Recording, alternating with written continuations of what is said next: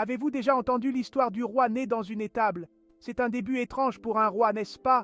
On imagine généralement les rois dans des palais, entourés de richesses et de splendeur. Mais ce roi, ce Jésus, était différent. Il est venu à nous humblement, né non pas dans un palais mais dans une étable. Pourtant, les anges ont célébré sa naissance. Les bergers l'ont adoré. Des hommes sages ont fait un long voyage pour l'honorer. Même dans ses humbles débuts, la royauté de Jésus était évidente. Ce roi, voyez-vous, n'était pas un roi ordinaire. Il est né pour régner non seulement sur une nation, mais sur toute la création. Son royaume n'était pas limité par des frontières ou des armées. Le sien était un royaume d'amour, un royaume de grâce. Son arrivée a été annoncée par des anges, et sa naissance a marqué le début d'une nouvelle ère. Son nom est Jésus, et il est le roi des rois. La lignée de Jésus est enracinée dans celle du roi David, une lignée qui témoigne de la fidélité de Dieu à ses promesses. Matthieu, chapitre 1, verset 1 nous dit « Livre de la généalogie de Jésus-Christ, fils de David, fils d'Abraham ». Cette lignée n'est pas qu'un simple détail historique, c'est un témoignage du plan de Dieu. Dieu avait promis à David qu'un de ses descendants régnerait pour toujours.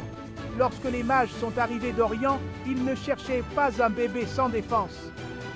Ils cherchaient le roi nouveau-né. Guidés par une étoile, ils cherchaient celui qui était né roi des Juifs. Ils lui ont apporté des cadeaux dignes d'un roi, de l'or, de l'encens et de la myrrhe. Ces présents n'étaient pas de simples cadeaux, c'étaient des actes d'adoration, des reconnaissances de la véritable identité de Jésus. Mais la royauté de Jésus n'était pas une question de pouvoir terrestre ou de richesse. Il n'est pas venu pour être servi, mais pour servir. Il s'est humilié lui-même, prenant la forme d'un serviteur, obéissant jusqu'à la mort sur une croix. Jésus, le roi des rois, s'est laissé trahir, se moquer de lui et crucifié. Pourquoi un roi supporterait-il une telle humiliation? Pourquoi embrasserait-il volontairement une telle souffrance? Par amour. Voyez-vous, le prix de notre liberté était élevé, mais Jésus, dans son amour incommensurable, a tout payé. Il est devenu le sacrifice ultime, l'agneau de Dieu qui enlève les péchés du monde. Son sacrifice sur la croix a été l'acte d'amour ultime, la démonstration ultime de sa royauté. Section 4. Un roi de justice. Jésus règne avec justice et droiture. C'est un roi qui défend les faibles et élève les opprimés. C'est un roi qui offre l'espoir aux désespérés et le pardon aux perdus. Son règne n'est pas marqué par la tyrannie ou l'oppression, mais par la compassion et la miséricorde. Il ne règne pas d'une main de fer, mais avec un cœur ouvert. Il accueille tout le monde dans son royaume, quel que soit son passé.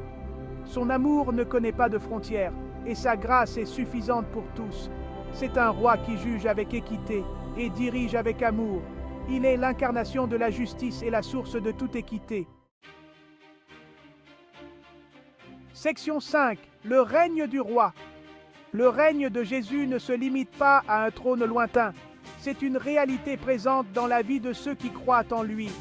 Lorsque nous lui abandonnons nos vies, il devient notre roi, notre Seigneur, notre Sauveur. Son esprit habite en nous, guidant nos pas et transformant nos cœurs. Ce n'est que le début. Bien que nous ne l'ayons pas vu physiquement, nous l'aimons, nous croyons en lui et nous faisons l'expérience de sa présence dans nos vies par la foi. Mais un jour, il reviendra. Il reviendra dans la gloire et la puissance, et tout genou fléchira, et toute langue confessera qu'il est Seigneur. Son royaume n'aura pas de fin, et son règne sera éternel. Section 6. Les miracles du roi. Tout au long de son ministère, Jésus a accompli des miracles. Il a guéri les malades, calmé les tempêtes et même ressuscité les morts. Ces miracles n'étaient pas de simples spectacles, c'étaient des aperçus de sa puissance et de son autorité divine. Vous vous souvenez de la multiplication des pains? Avec seulement quelques pains et poissons, il a nourri une multitude. Ces miracles ne visaient pas seulement à fournir une nourriture physique. Il s'agissait de révéler le cœur du roi, un cœur débordant de compassion, un cœur qui désirait répondre aux besoins de son peuple. Jésus, le roi des rois, est venu apporter la vie, et la vie en abondance. Il est venu offrir l'espoir, la guérison et la plénitude. Il est venu établir son royaume, un royaume d'amour, de grâce et de paix.